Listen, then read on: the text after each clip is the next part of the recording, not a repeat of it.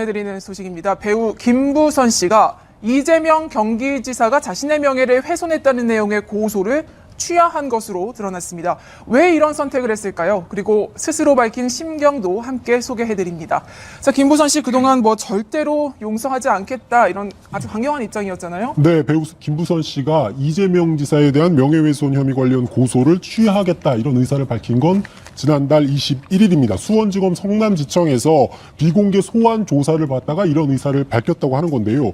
그런데 사실 김부선 씨 지난 8월 이 분당경찰서에서 이재명 캠프 가짜뉴스 대책단에서 고발당한 건으로 조사받을 때만 해도 나를 허언증 환자 취급한 것, 내 명예를 걸고 용서하지 않겠다 이렇게 강경한 입장이었고요. 네. 지난 9월에 서울 남부지검에서 이 지사를 공직선거법 위반과 명예훼손 혐의로 고소한 뒤에도 이재명 지사가 나한테 사과할 시기를 놓쳤다라고 하면서 법적 심판을 받게 하겠다는 아주 강경한 입장이었습니다. 그런데 돌연 이렇게 고소를 취하겠다는 의사를 밝힌 거고 실제로 고소 취하서도 냈습니다. 네. 어제 자신의 SNS를 통해서 이 지사를 혼내준다고 조사를 받았는데 구차스럽고 다 내려놓고 싶다는 생각이 들어서 고소를 취하기로 했다. 누가 도지사를 하든 대통령을 하든 내가 알 바 아니다. 라고 얘기하면서 내가 살고 보자 하는 마음으로 고소를 취하했다. 이렇게 밝혔습니다. 그렇군요. 김부선 씨 지난 9월 18일 이재명 지사가 자신을 허언증 환자로 몰아서 손해를 입었다면서 고소장을 제출했고요. 그 고소장에는 명예훼손 혐의 말고 또 하나의 혐의, 공직선거법 위반 혐의도 함께 담겼습니다.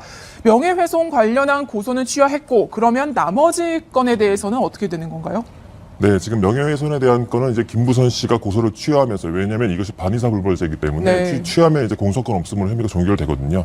그렇게 돼서 한 건은 끝났고 나머지 한 건은 이제 공직선거법 위반 건인데 알 바 아니다라고 얘기하면서 내가 살고 보자 하는 마음으로 고소를 취하했다. 이렇게 밝혔습니다. 그렇군요. 김부선 씨 지난 9월 18일 이재명 지사가 자신을 허언증 환자로 몰아서 손해를 입었다면서 고소장을 제출했고요.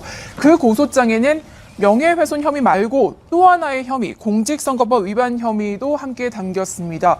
명예훼손 관련한 고소는 취하했고 그러면 나머지 건에 대해서는 어떻게 되는 건가요? 네, 지금 명예훼손에 대한 건은 이제 김부선 씨가 고소를 취하하면서, 왜냐하면 이것이 반의사불벌죄이기 때문에 네. 취하면 이제 공소권 없음으로 혐의가 종결되거든요. 그렇게 돼서 한 건은 끝났고 나머지 한 건은 이제 공직선거법 위반 건인데, 이것은 이제 검찰에서 조사해본 결과 스캔들에 대한 관련된 증거가 나오지 않아서 그 증거 불충분으로 인한 혐의 없음 그 조치로 불기소 처분되었습니다. 네, 그렇다면 대체 왜 명예훼손 혐의 관련한 고소를 취하했을까요? 김부선 씨는 숨이 막혀 왔다고 밝히기도 했는데 교수님 뭐가 부담이었을까요?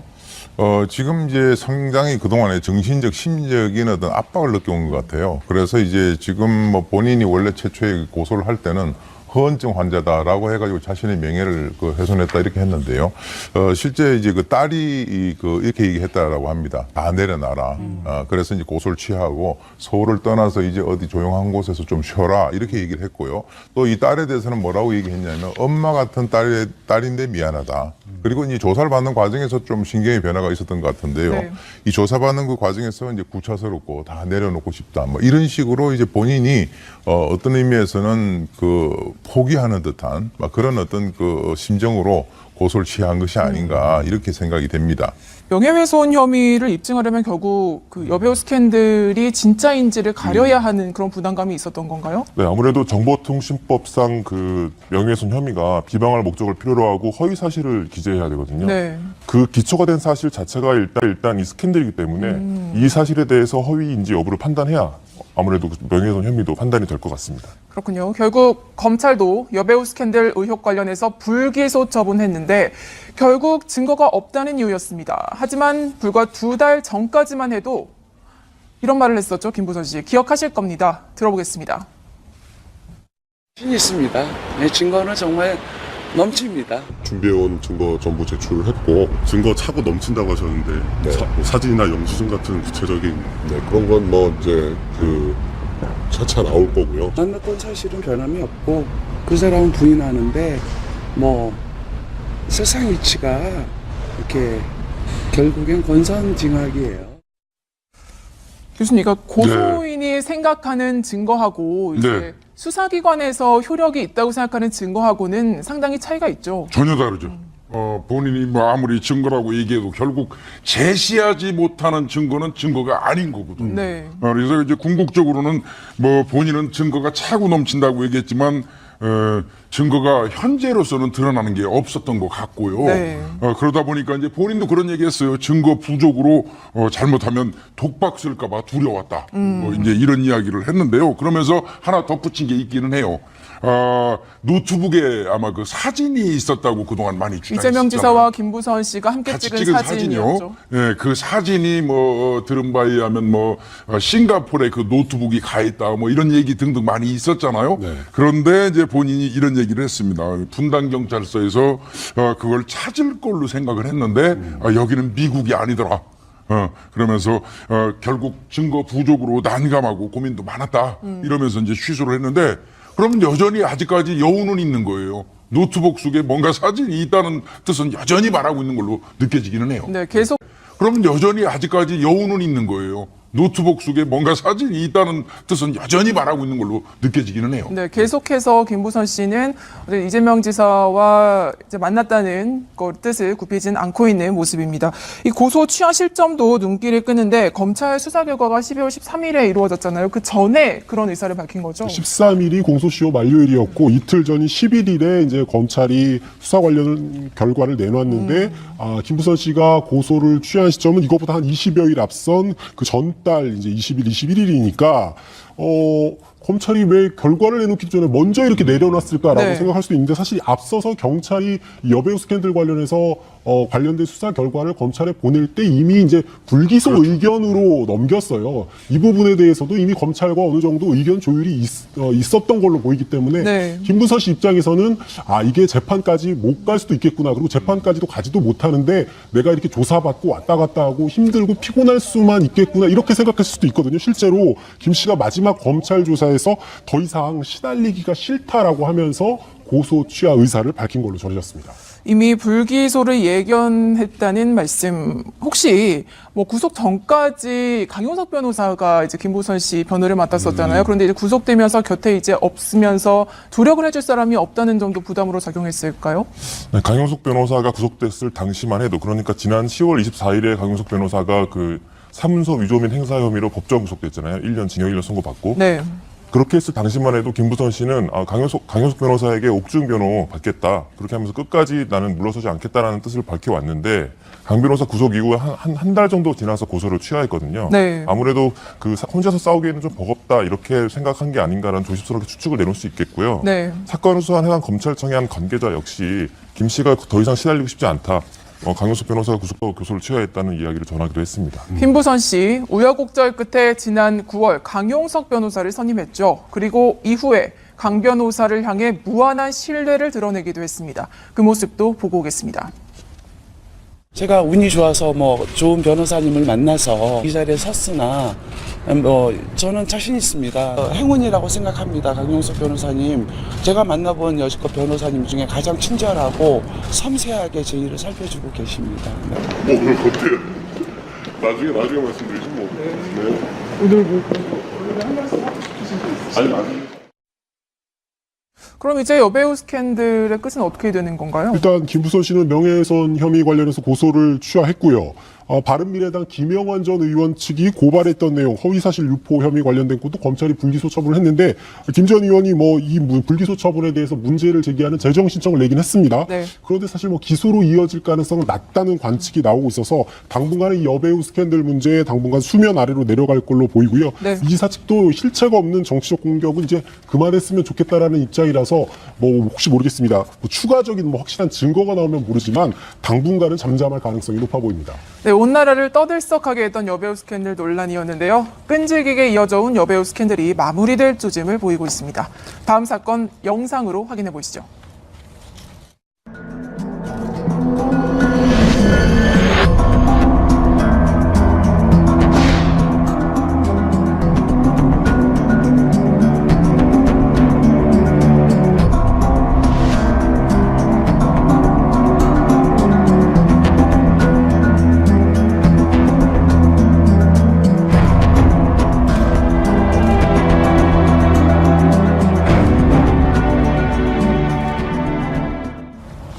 연예계를 휩쓸고 있는 비투 논란 이번 거죠. 네, 뭐 피해를 주장하시는 분의 입장은 이렇습니다. 이매진 씨의 아버지가 인천에 있는 한 복지관 관장이었다는 겁니다. 그런데 그 복지관 운영이 어려워지면서 정상화를 위해서 돈이 필요하다고 했고 10년 전에 2억 5천만 원을 빌려갔는데 10년째 안 갚고 있다는 겁니다. 당시 이매진 씨의 부친이 이매진 씨 소유로 돼 있는 땅을 처분하겠다라고 했는데 그때 6억 원이라고 해갖고서는 2억 5천만 원을 빌려줬다는 거예요. 네. 그런데 알고 보니 그 가치가 10% 수준이 6, 7천만 원에 불과했다.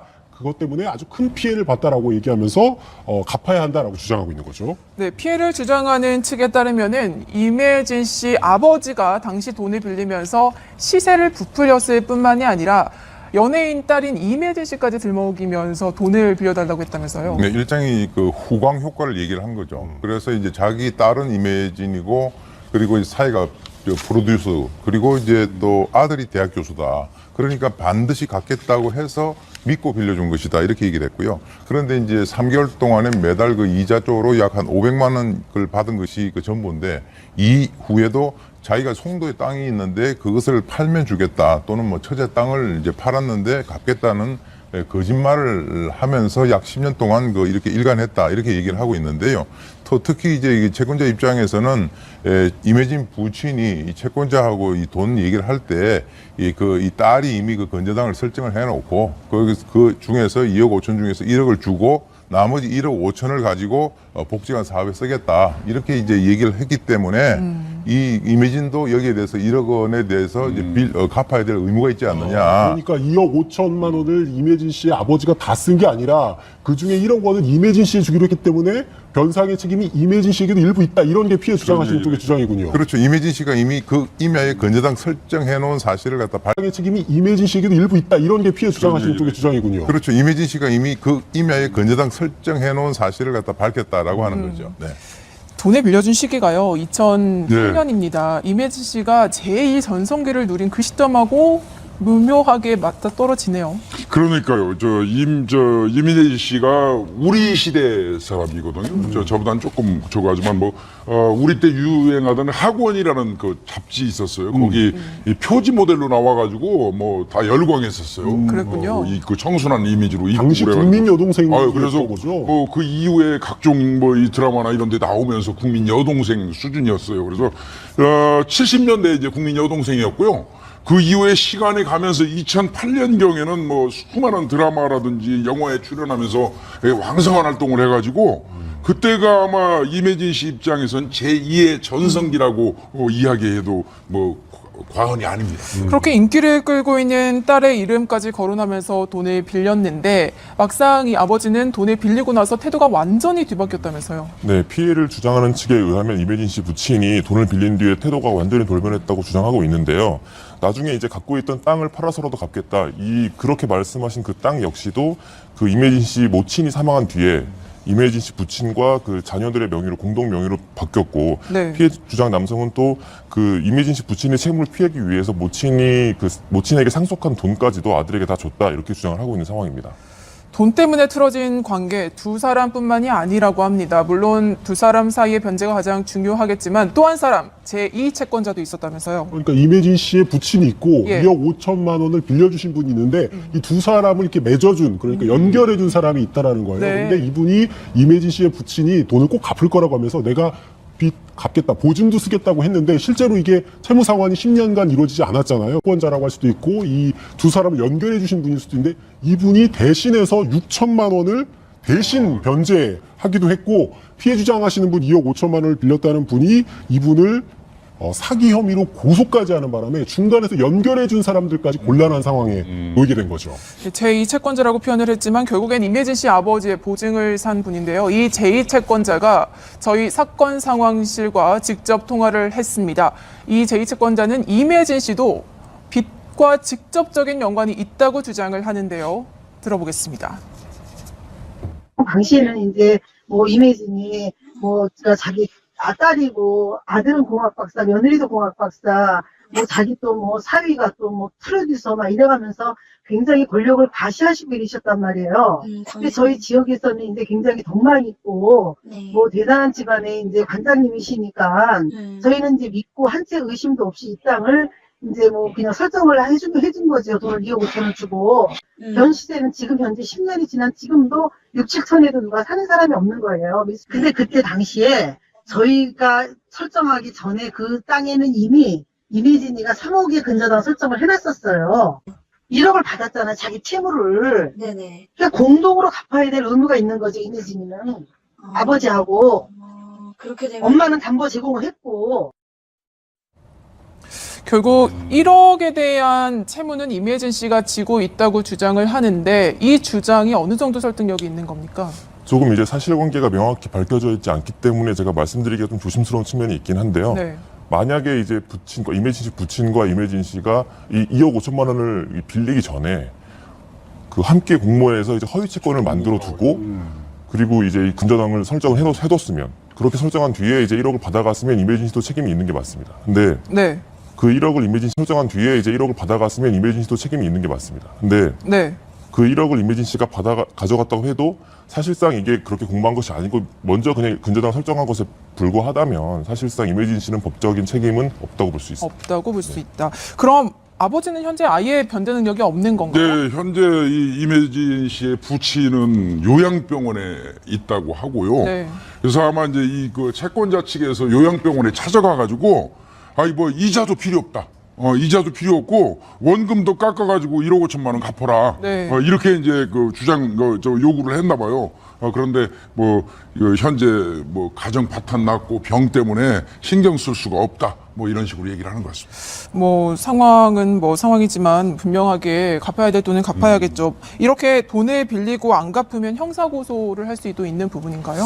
단순한 채무 불이행 자체 가지고는 이제 형사적으로 처벌할 사안은 안 되고요. 예. 민사로 해결할 사안이죠. 근데 다만 그 돈을 빌릴 당시에 변제할 능력이나 의사가 전혀 없음에도 속여서 빌리거나 아니면 용도를 좀 속여서 빌리거나 하는 사안이 좀 인정이 되면 이 사기죄로 처벌될 수 있는 사안이고요.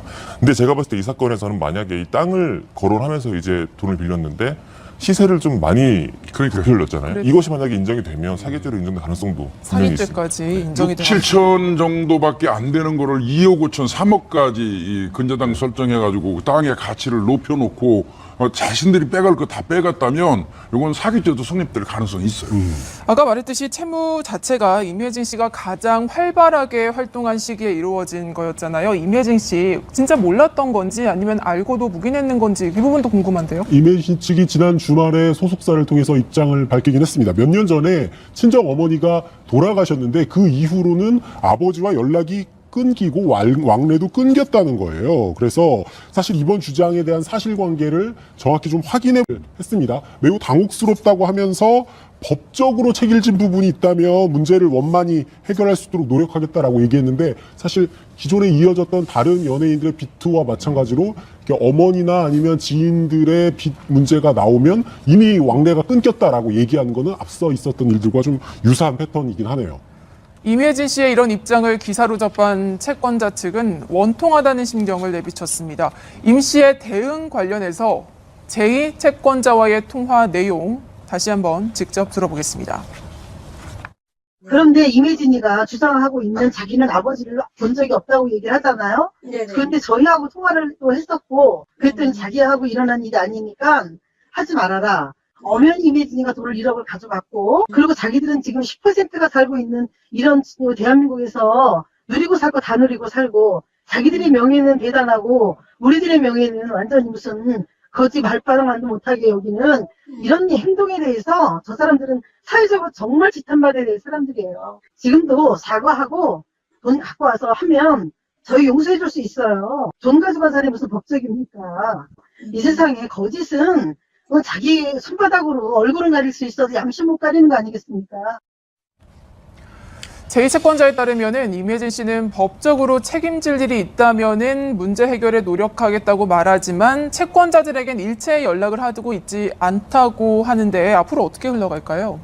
네, 제2채권자 입장에서는 임혜진 씨도 1억에 대한 뭐 책임이 있다 이렇게 주장을 하고 있는 측면이 있지만 냉정하게 법적으로 봐서 이제 임혜진 씨가 법적 책임을 질지는 좀 의문이거든요. 가능성이 조금 질지 않을 가능성도 있기 때문에 채권자들 입장에서는 참 답답할 수가 있긴 한데 그래서 제2채권자들은 이제 임혜진 씨가 뭐 현재 연락을 모두 답장도 안 하고 착신도 거절해놓고 이런 상황이라서 뭐 임혜진 소속사나 뭐 집 앞에 가서 뭐 1인 시위라도 하겠다 이런 문자도 남기고 있는데 아직까지는 전화도 꺼져 있고 회신도 안 오고 있는 상황인데요. 만약에 임혜진 씨 쪽이 지금 뭐 임혜진 씨의 그 변제 책임까지도 지금 제2채권자는 주장하고 있는 상황이라서 관련해서 입장을 전해 오시면 저희가 추후에라도 반영을 해서 전해드리도록 하겠습니다. 네, 거세지는 연예계 비투 바람 그 중심에선 임혜진 씨 소식 짚어봤고요. 다음 사건 영상으로 확인해 보시죠.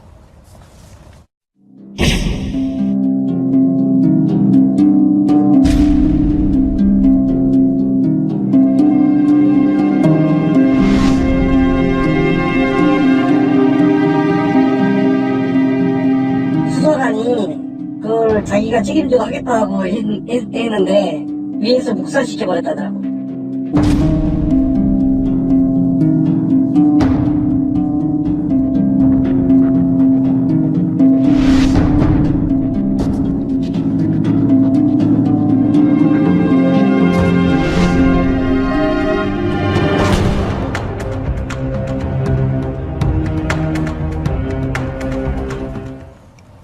네, 청와대 민정수석실 소속 특별감찰반 김태우 수사관과 특감반원 전원을 교체했고 또 원소속 기관으로 복귀시키는 사상 초유의 조치가 알려진 건 지난달 29일이었습니다. 김 수사관이 경찰에서 뇌물을 건넨 혐의로 조사를 받고 있던 건설업체 대표 지인의 수사 상황을 확인하려 했고 또 이에 더해 골프 접대까지 받았다는 자체 조사 결과에 따른 인사 조치였죠. 여기에 6급 주사인 김 수사관이 과거 자신이 감찰을 맡았던 과학기술정보통신부의 5급 사무관으로 지원했다는 사실까지 알려지면서 이 청와대 특감반원의 기강해이 문제로 보였습니다. 그런데 사흘 전부터 상황이 급 반전되기 시작합니다. 사흘 전부터 상황이 급 반전되기 시작합니다. 김 수사관이 내가 쫓겨난 이유 우윤근 주 러시아 대사와 관련한 비위 첩보를 보고했기 때문이고 청와대가 해당 첩보를 무시했다 이런 의혹을 제기하면서부터였죠. 청와대는 이런 주장 사실과는 다르다면서 적극적으로 반박을 했고요. 김 수사관에 대해서 배울물을 흐리는 궁지에 몰린 미꾸라지 한 마리로 비유하기도 했는데요. 이 청와대와 김 수사관 반박과 재반박이 거듭되면서 추가 폭로와 진실 공방이 장기화될 거라는 관측이 나오고 있습니다. 청와대 특별감찰반을 둘러싼 잡음이 끊이지 않고 있습니다. 당분간은 계속될 것 같은데요. 지금 현재로서는 청와대와 김태우 수사관의 진실 공방으로 번지고 있는 모습이죠. 네, 맞습니다. 지금 그 김태우 수사관 이건 뭐 청와대에서 밝힌 이름이니까요. 공개를 김태우 수사관 같은 경우는 이제 뭐라고 얘기를 하냐면요. 본인이 특감반으로 근무를 하고 있으면서 현재 그 주 러시아 대사 우윤근 씨죠. 우윤근 대사가 그 취업 청탁을 받고 뭐 금품을 수수한 의혹을 아마 첩보를 생산해 가지고 올렸는데 네. 그것 때문에 이제 자기가 미운 털이 바뀌어서 이번에 이제 부당하게 쫓겨났다 이렇게 주장을 하는 거고요. 거기에 반해서 이제 이 청와대 쪽에서는 본인의 비위가 드러나니까 오히려 이제 사건을 뭐 다른 사건을 부풀리면서 왜곡하고 있다 하면서 더 나아가서는 뭐 미꾸라지 한 마리가 분탕질을 한다 뭐 이렇게 이제 얘기를 하고 있는데 그러다 보니까 이제 일각에서는 이거 대통령 그 측근에 대한 어떤 그 이 비리 척결 첩보 관련해서 너무 느슨하게 처리를 하고 있는 거 아니냐. 또 이런 그 시각도 좀 있습니다. 예. 청와대에 오늘도 입장을 내놨습니다. 역시나 아주 강력한 유감을 표명했는데요. 직접 들어보겠습니다. 특감반원이 자신의 비위 혐의를 덮기 위해서 일방적으로 주장하는 내용을 언론이 여과 없이 보도하는 상황에 대해 강력한 유감을 표합니다. 김 수사관의 작성한 검증되지 않은 첩보 보고는 특감반 데스크, 특감반장, 반부패 비서관 등 3단계의 검증 절차를 거쳐 업무 범위에 해당하지 않거나 그 내용의 신빙성이 인정되지 않는 경우 폐기됩니다. 그 점을 잘 알면서도 김 수사관이 허위 주장을 하고 있는 것입니다. 처음에 이 관련 보도가 나가고 김태우 수사관의 미꾸라지에 표현한 부분에 대해 상당히 이례적이라고 생각을 했는데 오늘도 강력한 유감이라고 표현을 했습니다. 상당히 수위가 세다고 봐야 될까요? 네, 뭐 방금 전에 보신 영상이 오늘 오전 김의겸 청와대 대변인의 브리핑 내용인데요. 요약하자면 김태우 수사관이 자신의 비리 혐의를 덮으려고 일방적으로 주장하는 내용이 보도되고 있다라고 하는 겁니다. 김 수사관을 특감반에서 하차시키고 원래 소속 기관인 검찰로 돌려보낸 거는 우윤군 러시아 대사 비리 첩보와는 무관하게 지난 8월에 자신의 감찰 부서인 과기정통부의 5급 사무관으로 지원한 부분에서 경고도 한번 받았는데 네. 이어서 새로운 비위, 그러니까 지인의 수사 정보를 경찰에 문의하거나 또 골프 접대 등 이제 이런 유착 관계까지 드러났기 때문에 한 거라면서 만약에 2017년 9월에 썼다는 이 우윤군 러시아 대사 관련 첩보 보고서 때문이라면 왜 1년 2개월 뒤나 지난 뒤에 검찰로 복귀를 시켰겠냐, 말이 안 된다라고 얘기를 했고요. 오늘 추가로 청와대에서 밝힌 내용 중에 하나는 문건 유출에 대해서 처벌을 하겠다라고 밝힌 부분도 있었는데 오늘 네. 일부 언론에서 김태우 수사관에게 제공을 받았다고 하면서 김태우 수사관이 특감반원으로 이제 근무하던 시절에 누구인 부분도 있었는데 오늘 네. 일부 언론에서 김태우 수사관에게 제공을 받았다고 하면서 김태우 수사관이 특감반원으로 이제 근무하던 시절에 누구누구를 대상으로 첩보를 했고 누구누구를 대상으로 어떤 정보를 수집했는지 이제 짐작할 수 있게 하는 일종의 보고서 목록 관련된 내용을 보도했거든요. 근데 이 내용을 보면 특감반이 민간 은행장이나 아니면 전직 총리 아들의 사업 현황이나 아니면 개헌과 관련한 정부 부처의 동향이라든지 이런 공직자가 아닌 사람들에 대한 첩보를 수집해서 그런 동향을 정리하고 보고했다. 이렇게 이제 보도가 됐는데 이 부분에 예. 대해서 이제 반박을 하고 나선 겁니다. 이런 첩보 문건을 외부에 일단 유출한 것 자체가 청와대 보안 규정을 위반했고 예. 형사처벌 대상이 될 수도 있다고 밝혔고요. 이 부분에 대해서 지금 검찰에도 추가 징계를 요청했다고 밝혔는데요. 네. 첩보 목록 보고서에 있다고 이게 다 무슨 청와대 감찰 대상인 게 아니라 다양하고 검증되지 않은 정보를 일단 1차로 수집을 한 다음에 만약에 본연의 업무 영역이면 걸러내서 위로 보고를 하고 아니면 폐기를 했다는 겁니다. 그런데 이런 초기 첩보 보고서를 가지고 마치 이런 부분들을 청와대가 민간인 사찰을 한 것처럼 이렇게 허위 주장을 펼치고 있다. 김 수사관이 이렇게 반박을 한 거죠. 김 수사관에 대해서 아주 강력한 경고를 보냈는데 이렇게 민감하게 청와대가 반응하는 이유는 그만큼 사안을 엄중하게 보고 있다는 거겠죠. 이 사태가 촉발된 시발점, 바로 김 수사관이 우윤군 주 러시아 대사의 비위 의혹을 폭로하면서부터인데 첩보 내용이 뭔지 좀 설명해 주시죠. 크게는 두 가지입니다. 그러니까 우윤군 현 주 러시아 대사가 지난 2009년에 한 사업가에게 이 사업가의 친인척 채용을 청탁하는 대가로 1,000만 원을 받았고 총선 직전, 선거 직전에 측근을 통해서 이걸 돌려줬다. 그리고 이런 관련된 보고를 임종석 대통령 비서실장에도 보고됐다. 이게 하나의 첩보 내용이고요. 예. 태저축은행 회장에게 수사를 무마해주는 대가로 측근 변호사를 통해서 1억 2천만 원을 받았고 이 중에 1억 원을 우 대사가 받았다.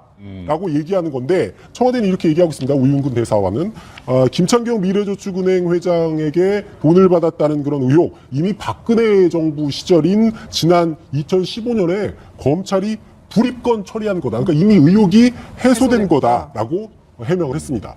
네, 이 말씀해주신 비위 의혹과 관련해서 청와대와 김 수사관 측의 입장이 아주 첨예하게 갈리고 있습니다. 첫 번째 공방. 바로 이러한 내용이 임종석 비서실장에게 보고가 됐냐 하는 건데 예. 설명을 좀 부탁드리겠습니다. 일단은 김태우 수사관은 그렇게 말하고 있어요. 본인이 조금 전에 설명했던 그런 첩보 내용을 네. 임종석 실장에게 보고가 됐고 임종석 실장으로부터 피드백을 받았다. 그 피드백 내용은 뭐냐면 사실로 판단이 되니 대책을 준비해라 하는 이런 피드백까지 받았다고 이렇게 주장을 하고 있고요. 네. 거기에 반해서 임종석 실장 같은 경우는 그런 거 전혀 보고받은 바 없다. 이제 이렇게 얘기를 하고 있는데 그런데 이제 또 하나 다른 점이 하나가 있어요. 우윤군 대사가 부임하는 그 시점에 이 건과 관련된 거를 임 실장이 묻더라 나한테 물어봐서 내가 뭐 문제 없다고 이렇게 설명을 했다. 그러니까 임종석 실장이 알고 있었다는 식의 얘기를 우윤군 대사가 한 거예요. 예. 그러니까 이제 또 청와대 쪽에서는 아마 우 대사의 기억이 잘못됐을 가능성도 있는데 혹시라도 안다고 하면 임종석 실장 같은 경우는 그 이제 인사추천위원장이니까 인사 검증 과정에서 그런 내용을 혹시 들었지 않았을까 이렇게 추정된다 이렇게 말하기도 합니다. 두 사람 중 한 사람이 뭐 기억을 못하거나 거짓말을 하고 있는 거겠죠. 두 번째 공방도 있습니다. 분명히 청와대에서는 우윤경이 있다는 얘기가 있어요. 네, 이 청와대의 원래 애초 해명은 이랬습니다. 우윤군 러시아 대사 관련한 비리 첩보라는 것, 이 김태우 수사관이 보고를 했지만 새로운 게 아니었다. 이미 박근혜 정부 시절 검찰이 이 문제를 이제 없다고 불입건으로 혐의가 종결된 사안이다라고 얘기를 했다는 겁니다. 네. 그런데 채널A 취재진이 취재한 결과 당시 수사를 담당했던 검찰 관계자는 김찬경 회장 관련해서 그 1억 수수 관련한 의혹은 수사했고 이제 불입건한 게 맞는데 네. 사업가에게 지인을 채용해달라고 청탁하는 대가로 1,000만 원을 받았다라고 하는 그 첩보 관련된 부분에서는 검찰이 내사한 적이 없다라는 거예요. 그러니까 관련 의혹이 사실인지 거짓인지 조사해 본 적이 없다라고 밝혔는데 이 부분에 대해서는 아직까지 청와대도 명확한 답변을 내놓지는 않고 있습니다. 우대사 측은 뭐 조사해달라고 녹취록까지 보고해서 올렸다는 얘기도 있었죠. 네, 그러니까 김태우 수사관이 관련된 첩보 보고서를 올렸을 때 녹취와 녹취록을 함께 보고를 했다라는 거예요. 그러니까 돈을 건넸다는 사업가 그리고 돈을 돌려줄 때 우대사의 측근과 했던 대화 내용이 담긴 약 1분 30초 분량의 대화를 녹취한 걸 녹취 파일을 같이 첨부했다는 건데 그런데 청와대는 이와 관련해서 이 돈을 건넸다는 사업가 혹은 우대사의 측근을 제대로 조사했냐 이런 부분에 대해서 지금 김태우 수사관이 문제를 제기하고 있는 거고요. 이에 대해서 일단 우윤근 대사 측근 쪽은 이 총선을 앞두고 이 사업가가 협박과 공갈을 해서 실제로 받지도 않은 돈인데도 불구하고 우대사에게 보고하지 않고 문제가 되지 않게 하려고 돈을 빌려서 사업가에게 다시 줬다라고 얘기했고 원래 당시 전체 대화는 한 3시간 정도 했는데 네. 그 사업가가 자신에게 유리한 1분 30초 분량만 공개했다고 문제를 제기했는데 여전히 이제 해소되지 않는 의혹은 만약에 우대사라고 얘기했고 원래 당시 전체 대화는 한 3시간 정도 했는데 네. 그 사업가가 자신에게 유리한 1분 30초 분량만 공개했다고 문제를 제기했는데 여전히 이제 해소되지 않는 의혹은 만약에 우대사가 1,000만 원을 받지 않았다면 난리를 피우고 문제를 피우고 뭐 했다는 이유만으로 1,000만 원을 돌려줘야 하는 사정이 무엇인지에 대해서는 명확하게 해명을 내놓지 않고 있습니다. 네, 지금 저희는 양측의 입장을 차례차례 정리해드리고 있는데요. 세 번째 공방. 기본적으로 우윤근 당시 국회 사무총장이 감찰 대상이었는지 아닌지 하는 부분입니다. 첩보를 접수할 당시 말이죠, 그러니까? 네, 맞습니다. 김태우 수사관은 그 우윤근 당시 국회 사무총장이 감찰 대상이라고 판단하고 첩보를 올렸다라고 주장했고 이에 대해서 청와대는 국회 사무총장은 감찰 대상이 아니다라고 일축했습니다. 이에 대해서 김의겸 청와대 대변인은 2017년 8월에 김태우 수사관이 그 우윤근 당시 국회 사무총장에 대한 첩보를 올린 적이 있긴 한데 그 보고를 받은 반부패 비서관이 국회 사무총장은 이제 감찰 대상이 아니기 때문에 감찰을 진행하지 않았다라고 밝혔고요. 네. 그 대신 청와대는 인사 검증 과정에서 그 러시아 대사로 검증 절차를 진행 중이던 그 우윤근 대사에게 직접 내용을 확인했고 네. 문제가 없다는 결론을 내렸다고 밝혔습니다. 네, 그러니까 청와대는 인사검증 때는 관련 사실을 물었고 물은 건 맞고 감찰처럼 소환할 수 없어서 자료만 확인했다는 입장인데 뭐 이에 대해서 야당이 또 비판에 나서면서 또 정치적으로까지 번지고 있는 그런 부분이죠, 이거는. 이 사건의 실체를 확인하기 위해서 좀 자세히 들여다봐야 될 것 같습니다. 청와대와 김 수사관의 진실 게임도 있지만 우윤근 대사와 당시 우대사 측에 돈을 줬다는 사업가가 또 진실 공방을 벌이고 있잖아요. 네, 뭐 몇 가지 쟁점이 있는데요. 일단 2009년 4월에 그 사업가와 우대사가 만나서 돈을 줬냐 안 줬느냐부터 이제 말이 엇갈립니다. 네. 이 사업가 같은 경우는 두 차례에 걸쳐서 500만 원씩 1,000만 원을 우윤근 대사에게 건넸다라고 하는 거고요. 우대사 측은 처음 만난 자리에서 처음에는 정치 후원금을 내겠다고 하다가 조카 취업 얘기를 꺼내길래 듣기만 했고 나는 돈을 받은 적이 없다. 그러니까 1,000만 원을 받았는지 안 받았는지부터 기초적인 사실관계부터 주장이 완전 상반되고 있는 거고요. 네. 또 나중에 이 건과 관련해서 다시 한번 만났다는 부분에 대해서도 좀 문제가 주장이 엇갈리고 있는데 이 사업가 측은 조카가 취업이 안 되더라. 1,000만 원을 건넸는데도. 그래서 나중에 여의도에 있는 한 호텔 커피숍에서 이거 취업 사기 직군 아니냐, 돈만 받고선 이렇게 항의를 했더니 우대사가 정치 자금인 줄 알았다고 해명을 했다라는 겁니다. 그러니까 돈을 준 걸 당연히 기정사실화하고 주장을 하고 있는 거고요. 돈 받은 적이 없어서 조카의 그 취업 관련한 부분에 대해서는 내가 뭐 거절했다라는 게 우윤근 대사 측의 주장입니다. 그리고 돈을 갚게 된 것도 이 사업가 측은 1,000만 원을 자신의 회사 명의로, 회사의 계좌로 우대사의 측근이 이제 줬는데 네. 동서의 명의로 입금을 했다라는 거예요. 이게 측근이네요.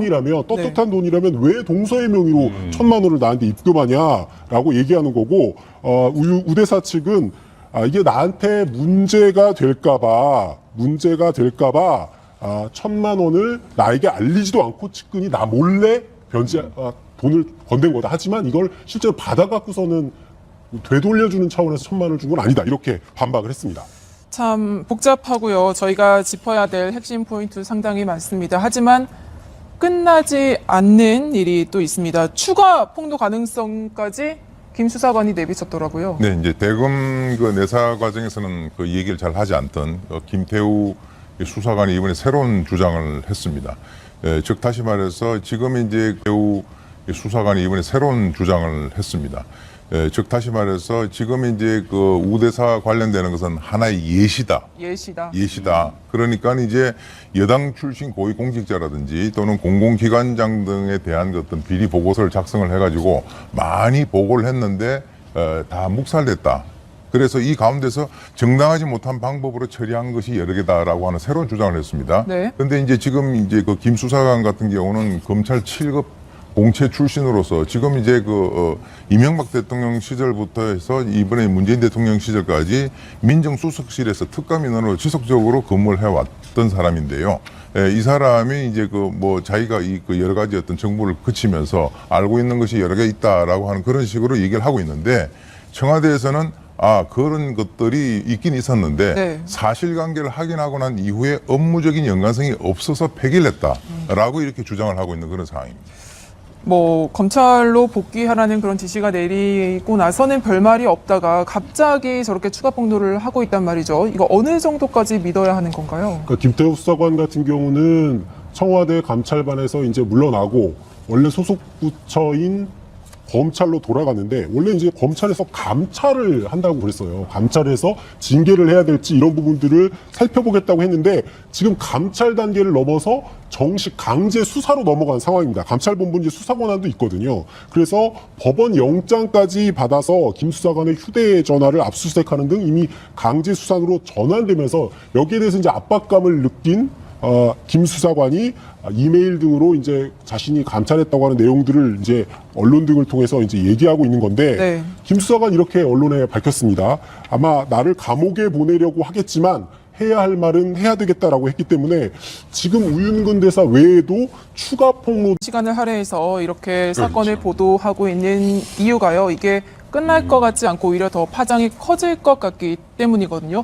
왜 이 사건을 보면서 과거 박근혜 정부 시절의 십상시 문건 파동 기억하실 텐데 그걸 이제 비교하는 분들이 많더라고요. 이제 그런 지적들이 일각에서 있습니다. 지금 이번에 특감반 비위 의혹하고요.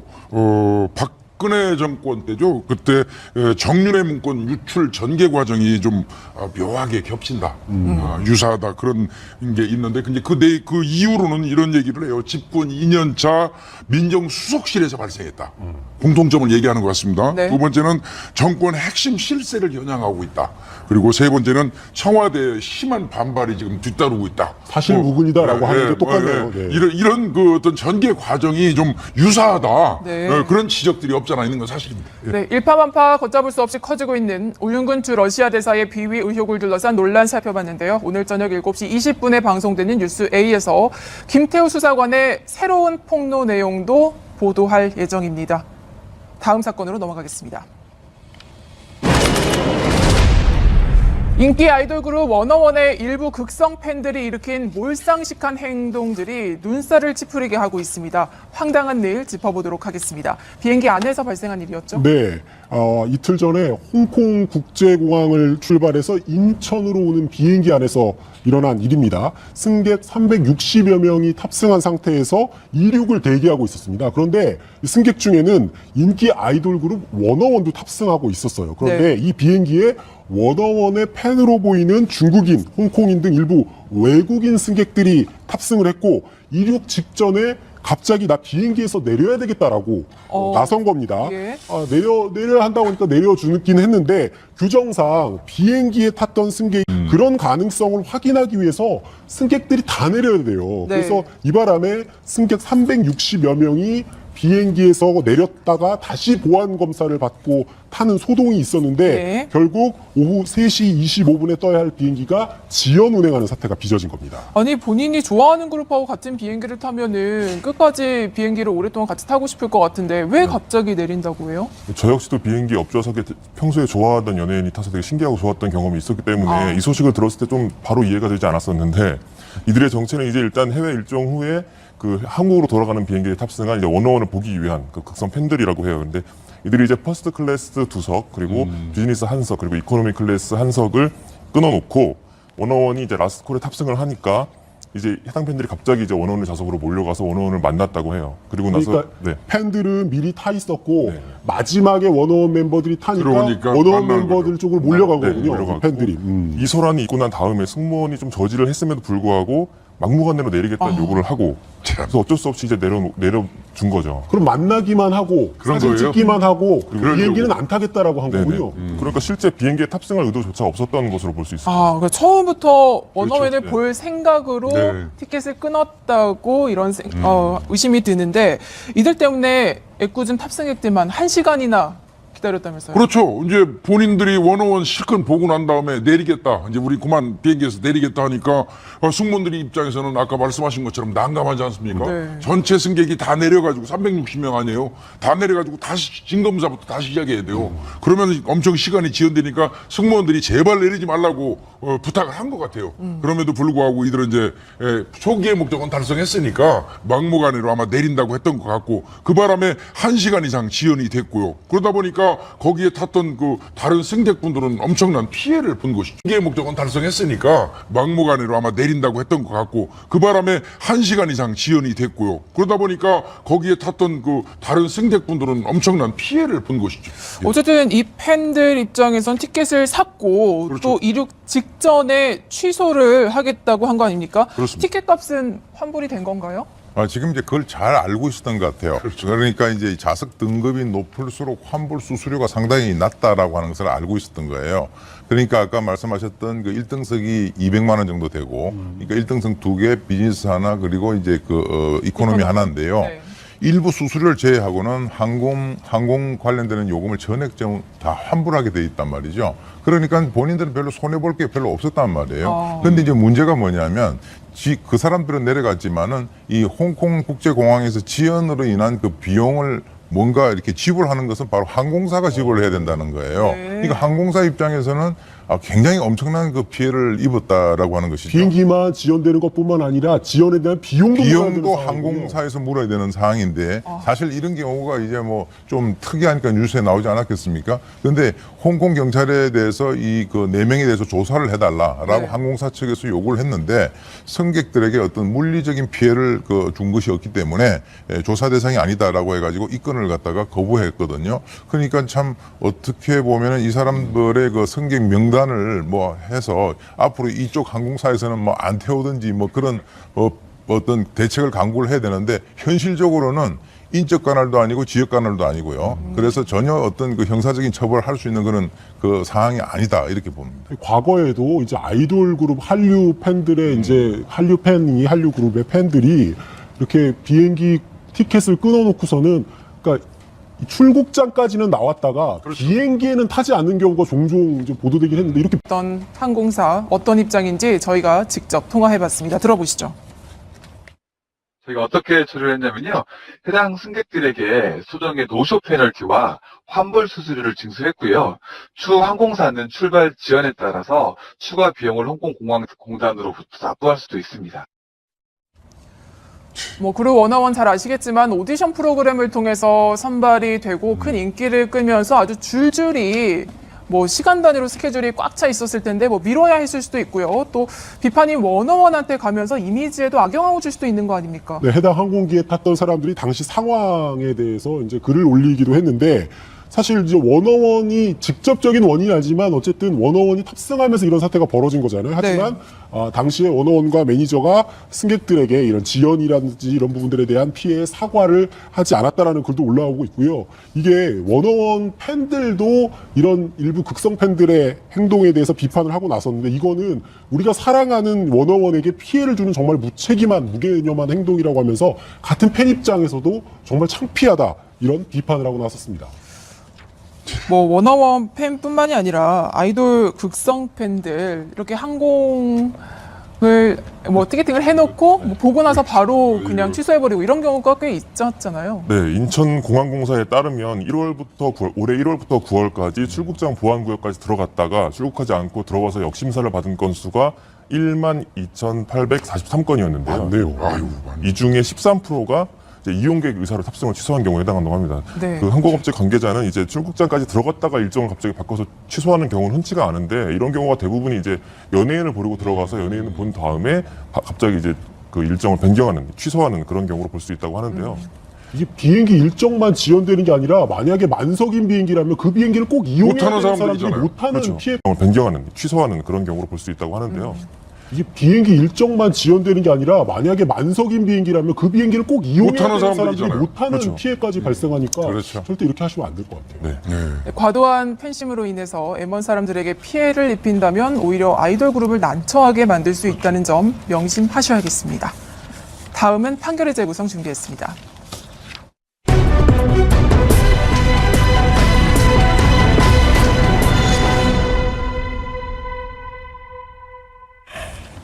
지능적인 범인들은 추적을 따돌리려고 마치 자신이 극단적인 선택을 한 것처럼 꾸밀 때가 있습니다. 하지만 이 날카로운 형사의 눈앞에선 도주를 숨기기 위한 행동이라는 걸 속일 수가 없죠. 오늘 재구성할 판결. 헬스장에 다녀오겠다면서 집을 나선 30대 남성이 사흘째 돌아오지 않았다는 신고가 경찰에 접수된 지난 4월로 거슬러 올라갑니다. 신고자는 사라진 남성의 누나였는데요. 동생이 10년 동안 알고 지낸 헬스장 관장을 만나러 나갔다. 이런 진술을 했고요. 경찰은 그래서 이 40대 헬스장 관장을 유력한 용의선상에 올려놓습니다. 헬스장 관장은 사건 당일 하지만 사라진 남성을 만난 적이 없다고 부인을 했죠. 경찰은 이 진술의 신빙성을 떨어뜨리는 증거를 찾아서 살인사건일 가능성에 무게를 두고 수사를 진행해 나갔습니다. 이 사라진 30대 남성 대체 어디에서 발견이 됐을까요? 그리고 실종 당일 만나기로 약속했다는 두 남성 사이에는 과연 무슨 일이 있었던 걸까요? 확인해 보시죠. 두 사람 10년 넘게 알고 지낸 가까운 사이였습니다. 자, 한번 경찰이 한번 더 해보죠. 헬스장 관장 40대 남성을 의심할 수밖에 없었던 이유가 뭐였나요, 변호사님? 네, 두 사람은 일단 헬스장에서 만나서 10년간 되게 친하게 지냈던 형 동생 사이라고 합니다. 사라진 30대 남성은 그리고 집과 회사 그리고 헬스장만 다녔던 거라고 하는데 맨 처음 이제 경찰이 헬스장 관장을 임의동행했을 때 헬스장 관장은 실종 당일에 그 30대 남성이 실종된 당일에 피해 남성을 만난 적이 없다 이렇게 진술을 했었는데 네. 분석한 결과 그 실종 당시에 그 당일에 서울에서 30대 남성을 차량에 태워서 포천의 공원 묘지까지 간 것이 확인됐다. 만나긴 만난 거네요. 네네. 그러면. 네. 그렇기 때문에 형사들은 이제 의심을 가지기 시작했고 주변 탐문 등을 통해서 이제 행정을 쫓기 시작했습니다. 처음에는 실종 당일에 만난 적이 없다고 했다가 알고 보니까 포천으로 간 게 확인이 됐습니다. 이러한 사실에 대해서 경찰도 추궁을 했을 것 같은데 이번에는 이 헬스장 관장 뭐라고 합니까? 포천 가는 길에 만나서 우연히 시내 정도 가다가 내려줬다. 시내에서 내려줬다. 그런 정도로 이제 말 수시로 바꾸는 거죠. 예. 만난 적이 없다고 했다가 포천 가는 길에 만나서 시내에 내려줬다고 말을 바꾼 헬스장 관장. 경찰 조사 결과 이 말은 사실이었나요? 사실이 아니었습니다. 왜 그러냐면 이제 포천 가는 길에 만났다라고 하는 것은 우연히 만났다라고 하는 거거든요. 네. 그런데 이제 자기는 우연히 만났다라고 했는데 그럼 어디다 내려줬냐 그랬더니 자기는 기억이 안 난다 이렇게 얘기를 했습니다. 그리고 난 뒤에 또 뭐라고 얘기했냐면 그럼 포천을 왜 갔느냐라고 얘기했더니 아내하고 이 불화가 있어가지고 극단적인 선택을 하러 포천을 가는 중이었다라고 이렇게 얘기를 했단 말이에요. 네. 그러니까 이제 상당히 이제 그 경찰 입장에서 봤을 때는 참 뻔한 거짓말을 하고 있는 것인데 어떻게 보면은 이 말을 들어보면은 자신의 처지와 상황이 이런 심리와 뒤죽박죽이 돼 있는 거예요. 그러니까 본인이 그런 범행을 저질러 가지고 경찰의 수사를 받고 있는 이 상황에서는 정말 죽고 싶다라고 하는 그것이 이제 그런 식으로 진술이 나온 것인데 뭐 경찰은 어떤 의미에서는 금방 이 사람이 범인이다라고 하는 것을 확신하게 됩니다. 진술의 신빙성에 아주 강한 의심이 드는. 그런 어떤 의미에서는 금방 이 사람이 범인이다라고 하는 것을 확신하게 됩니다. 진술의 신빙성에 아주 강한 의심이 네. 드는데요. 이러한 경우에는 또 경찰이 수사하는 방법이 있잖아요. 어쨌든 불러가지고 계속해서 추궁을 해야 될 텐데 네. 안 나왔어요, 경찰청. 네, 만나기로 약속을 하고 일단 보냈던 것 같아요. 네. 그런데 이 사람이 메모, 유서 형태의 메모를 한 장 딱 남기고 사라져 버립니다. 그 내용을 보면 네. 이렇게 써 있어요. 가족들에게 미안하다. 형사님들에게도 죄송하다.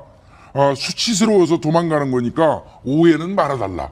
예, 이게 어떤 뭐 도망간다고 오해하지 말아라. 그런 보면 식으로. 뭔가 극단적 선택을 앞둔 사람이 남긴 메모 같네요. 이 내용만 보면 누가 봐도 이거 극단적인 선택을 하러 가는 사람이다 하고 인식될 수밖에 없. 실제로 극단적 선택을 했나요? 아닙니다. 이 헬스장 관장 뭔가 수상쩍긴 하지만 지금까지는 이게 실종 사건인지 아니면은 살인 사건인지는 단정할 수는 없었을 겁니다. 그런데 이때 살인 사건으로 전환이 되는 아주 결정적인 증거가 나왔다고요. 일반적으로 이제 우리가 실종 사건을 수사를 하다 보면은 거기에서 피해자의 시신이 발견되면은 그건 바로 이제 살인 사건으로 전환이 될 수밖에 없습니다. 그래서 이제 찾고 있던 30대 남성의 그 시신을 수사 5일 전에 5.27 날 발견을 하게 되는데요.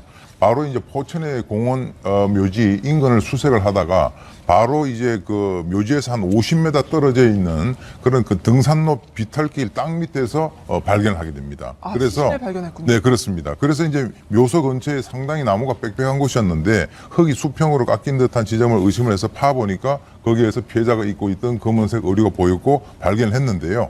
국립과학수사연구소에 이제 부검을 의뢰해서 그 사연을 보니까 둔기에 의해서 머리 뒤쪽에 있는 오른쪽을 가격을 당해가지고 머리뼈가 골절이 돼가지고 지주막하 출혈로 사망을 했다라고 하는 결론이 지주막하 출혈로 사망을 했다라고 하는 결론이 나왔고요. 그래서 이제 그동안의 실종 사건으로 분류됐던 것이 피해자의 시신이 발견됨에 따라서 바로 살인 사건으로 전환이 됐습니다. 네. 그리고 이 헬스장 관장 아까 극단적 선택을 암시하는 유서 같은 걸 남기고 사라졌다고 네. 그랬잖아요. 그런데 경찰이 확인해 보니까 극단적 선택을 안 했다고 지금 김 의원이 말씀해 주셨는데 실제로 펜션에 전남 여수에 있는 한 펜션 그리고 화순에 숙소를 예약해 놓은 사실이 그렇죠.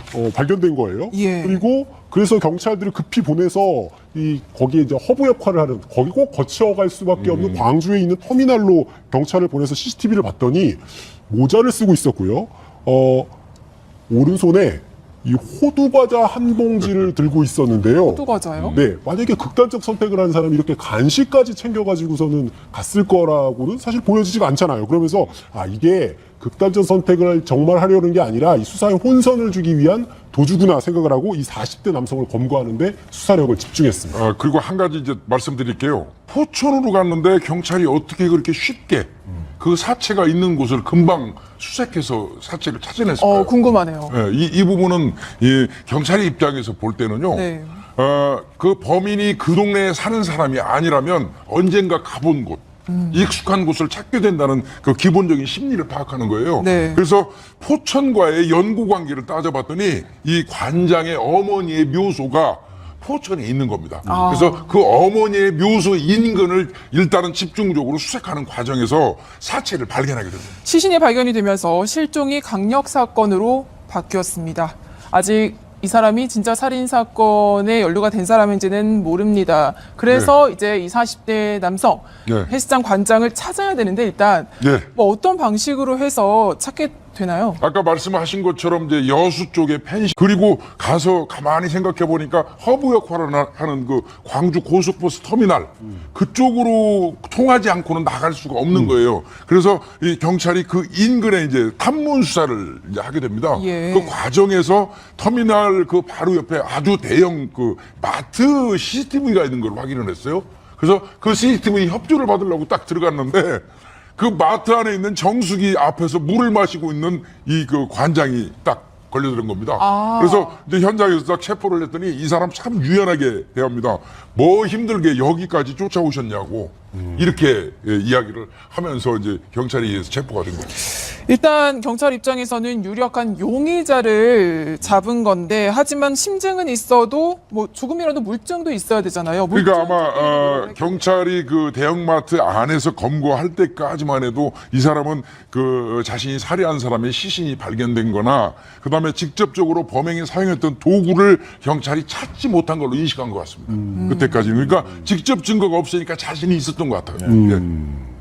그러면은 그런데 왜? 이제 나온 게 뭐냐면 실제로 그 묘지에서 시신이 발견된 묘지 있지 않습니까? 근데 묘지를 찾다 보니까 생각지도 못했던 물건이 나온 거예요. 수사했던 경찰이 이 시신은 발견했지만 뭐 추가로 증거가 직접적인 증거가 김 의원님 말씀해 주신 것 같은 그런 증거가 안 나와서 도로변에서 담배를 피우고 있는데 휴대전화 충전기 선이 숲을 사이에 이렇게 나와 있는 게 눈에 띈 겁니다. 예. 그래서 숲을 좀 이제 주변에 있는 풀들을 제거해 봤더니 이 숨진 30대 남성의 소지품 그리고 범행에 쓰인 걸로 보이는 일회용 장갑과 그다음 머리를 이렇게 치는 데 쓰인 걸로 보이는 둔기가 발견됐고요. 네. 그래서 이 둔기와 일회용 장갑을 국립과학수사연구원에 보내서 감식을 해봤더니 이 헬스장 관기와 일회용 장갑을 국립과학수사연구원에 보내서 감식을 해봤더니 이 헬스장 관장 40대 헬스장 관장의 DNA가 검출됐던 겁니다. 근데요, 그러면 포천 묘지에서 서울로 다시 돌아오는 과정에 8번을 정지했잖아요. 그건 또 경찰이 어떻게 알았을까요? 그것도 궁금해요. 휴대폰이 일정 시간 멈춘 거를 따진 거예요.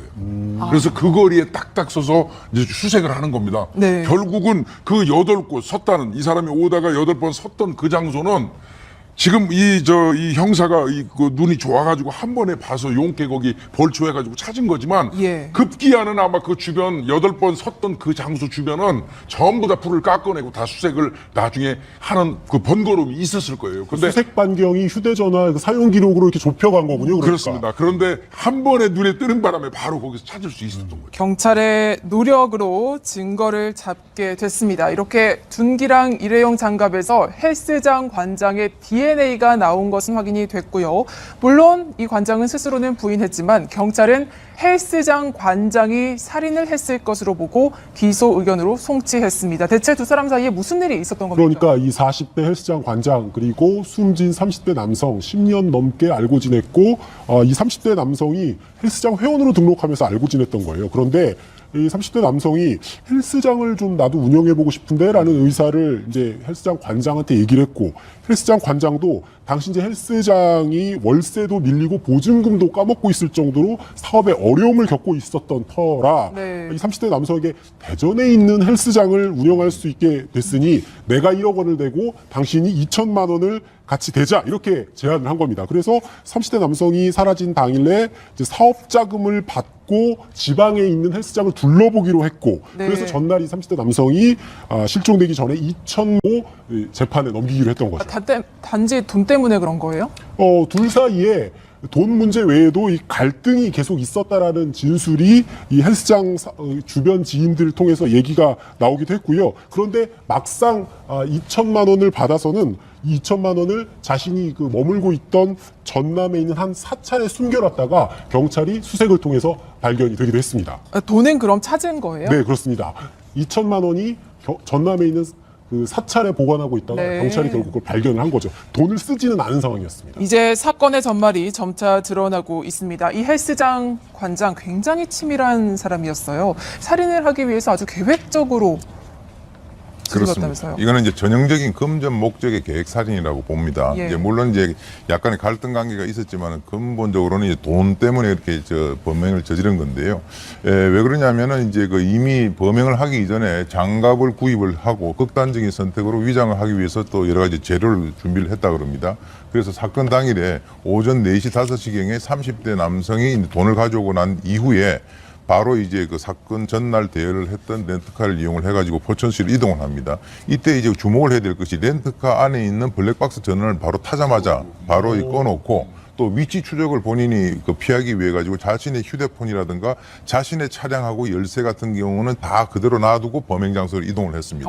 그리고 난 이후에 사건 현장에서 둔기로 피해자를 살해하고 난 뒤에 자신의 모친의 묘소 약 26m 정도 떨어져 있는 인근 야산에 시신을 유기하고 난 뒤에, 그리고 이제 최초에는 극단적 선택을 위장하려고 했는데 본인이 판단을 해보니까 그럴 필요가 없겠다라고 판단을 해가지고 준비한 사고로 시신을 갖다 안매장했고요. 그리고 자기가 신고 있던 그 여러 가지 어떤 신발 이런 거는 어리 수거함, 또 경찰 조사를 피해서 달아나는 그 과정에서 옷 같은 것도 버리고요. 철저하게 증거인멸 같은 것도 버리고요. 철저하게 증거인멸을 했습니다. 그리고 범행을 하고 난 이후에 경찰 조사를 받을 때도 좀 특이한 것이 매일 피해자에게 전화하고 문자를 함으로써 자기는 범인이 아닌 것처럼 이렇게 가장했다라고 하는 것은 대단히 계획적인 그런 범죄다라고 볼 수가 있는 것이죠. 본인 엄마의 묘소에 시신을 유기했다고 하는데 이게 진짜 어머니 별 낯이 없을 것 같아요. 그런 경우가 상당히 많아요. 일반적으로 보게 되면 자신의 아버지, 어머니 묘소 근처라든지 이런 데에 피해자의 사체를 유기하거나 또는 뭐 이렇게 매장하는 그런 경우가 의외로 많습니다. 그렇군요. 가까운 일례로 고준희 양 사건도 이 범인의 이 어머니가 있는 부친의 산소 있는데 인근에다가 했고요. 범인들 입장에서는 사실은 그렇다고 그래요. 선친의 묘소, 그 인근이 안정감이나 어떤 질감도 좀 좋고요. 익숙하니까. 안정감을 주는 그런 장소로 인식이 된다고 합니다. 강진 여고생 사건에서도 그렇게 했습니다. 그렇죠. 진짜 놀랍네요. 유력한 용의자였던 결국 헬스장 과장 결국에는 구속이 됐죠. 네, 그 경찰의 유력한 용의자로서 체포된 바로 다음 날에 이제 구속됐는데, 처음에 이제 구속된 죄명은 이제 살인 및 사체 유기였어요. 근데 검찰에 송치된 이후에 결국 기소된 죄명은 강도 살인 및 시신 유기 혐의였습니다. 10년지기를 살해하고 시신을 유기하기까지 했던 헬스장 관장은 처음 사건이 발생한 날부터 계속해서 범행을 부인해 왔는데요. 과거에 영장실질심사를 받으러 가는 헬스장 관장의 모습 저희가 준비했습니다. 살해함 인정하세요? 아니요. 왜 그러셨어요? 피해자랑 유족한테 미안하지 않으세요? 왜 도망가셨었어요? 계획하고 죽이신 거예요? 등기는 어디서 구하셨어요? 계속 묵비권 왜 도망가셨었어요? 계획하고 죽이신 거예요? 등기는 어디서 구하셨어요? 계속 묵비권 행사하실 거예요? 계속 기자들의 목소리만 들립니다. 모든 질문에 침묵으로 일관했는데 이 남성이 구속되고 나서 유치장에서도 굉장히 특이한 행동을 했다고요. 이게 아주 특별한 건데요. 유치장 내에서도 계란을 줘요, 계란을. 그런데 이 사람은 본인의 어떤 근육 관리를 위해서 단백질을 보충해야 되는데 흰자만 먹었다고 그래요. 유치장에 돼 있는 그 상황에서 그래서 마치 자신이 지금 저지른 범행 자체를 운동이나 게임 정도로 인식하지 않았는가 이제 이런 생각도 있고요. 그래서 결국 경찰 수사를 받는 것 자체가 내가 지금 게임하고 있다, 운동하고 있다 이런 인식을 한 게 아닌가 이제 이런 얘기도 있고요.